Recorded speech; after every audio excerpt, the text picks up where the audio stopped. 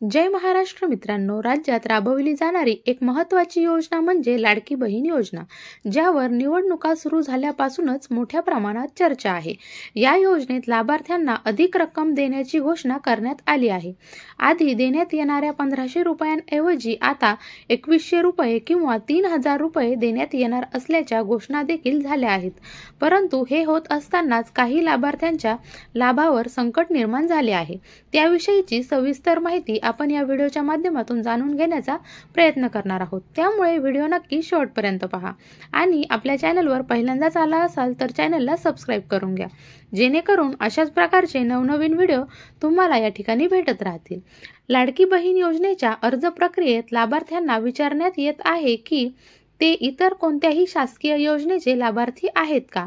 सरकारच्या नव्या नियमांनुसार जर लाभार्थ्याने पूर्वी इतर योजनांचा लाभ घेतला असेल, विशेषतः ज्यांची रक्कम 1500 रुपयांपेक्षा कमी असेल, तर त्यांना उर्वरित रक्कम देण्यात येईल किंवा या योजनेचा लाभ दिला जाईल. सध्या या योजनेचा लाभ देताना डीबीटी प्रणालीचा वापर केला जात आहे, ज्यामुळे आधार वापरून लाभांचे वितरण होते. त्यामुळे जर लाभार्थ्यांच्या आधार नंबरचा वापर इतर कोणत्याही योजनेसाठी झाला असेल तर तो स्वयंचलितपणे योजनेच्या सूचीमध्ये समाविष्ट होतो. अशा प्रकारे इतर निराधार योजनांमध्ये लाभ घेत असलेल्या महिलांना योजनेतील लाभ प्राप्त करण्यास अडचणी येऊ शकतात. ज्या महिलांनी लाडकी बहीण योजनेत नोंदणी केली आहे आणि इतर निराधार योजनांचा देखील लाभ घेत आहे, त्यांच्या प्रोफाईलवर आता योजनेचे लाभार्थी असल्याचे दर्शवले जात आहेत. त्यामुळे काही लाभार्थ्यांना योजनेचा लाभ मिळवण्यास अडचणी येऊ शकतात. लाडकी बहीण योजनेत नोंदणीसाठी लाभार्थीला आपला मोबाईल नंबर वापरून लॉग इन करणे आवश्यक आहे. नोंदणी केल्यानंतर प्राप्त असलेला पासवर्ड, मोबाईल नंबर आणि कॅप्चा कोड टाकून योजनेच्या पोर्टलवर लॉग इन करता येते. ladkibaheen.maharashtra.gov.in या वेबसाईटवर लॉग इन करून अर्जाची स्थिती, लाभाची माहिती आणि योजनेतील इतर तपशील तपासता येतात. अर्जासमोर अप्रूव्ड किंवा नो असे दाखवले जाते, ज्यामुळे लाभाची स्थिती स्पष्ट होते.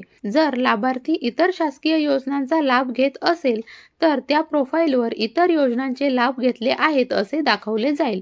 उदाहरणार्थ, संजय गांधी निराधार योजना किंवा अन्य पेन्शन योजना असतील तर त्यांचे एस किंवा नो मध्ये निदर्शन केले जाईल. ही माहिती संकलित केल्याने लाभ वितरणाच्या वेळी अडचणी येऊ शकतात. योजनेच्या पोर्टलवर हप्ते किती तारखेला आले आहेत, कोणत्या बँक खात्यावर जमा झाले आहेत, लॉग इन केल्यानंतर डाव्या बाजूला असलेल्या पर्यायावर क्लिक केल्यानंतर प्रत्येक हप्त्याची माहिती उपलब्ध होते. अनेक लाभार्थ्यांना इतर योजनांचा लाभ घेत असल्याचे लाडकी बहीण योजनेच्या पोर्टलवर दिसून आले आहेत. त्यामुळे शासन आता या लाभार्थ्यांना योजनेचा लाभ देण्यात काय निर्णय घेणार हे पाहणे महत्त्वाचे ठरणार आहे. तर मित्रांनो, महत्त्वपूर्ण असा व्हिडिओ होता. आपल्या लाडक्या बहिणींना नक्की शेअर करा आणि आपल्या चॅनलवर पहिल्यांदाच आला असाल तर चॅनलला सबस्क्राईब करून घ्या. धन्यवाद.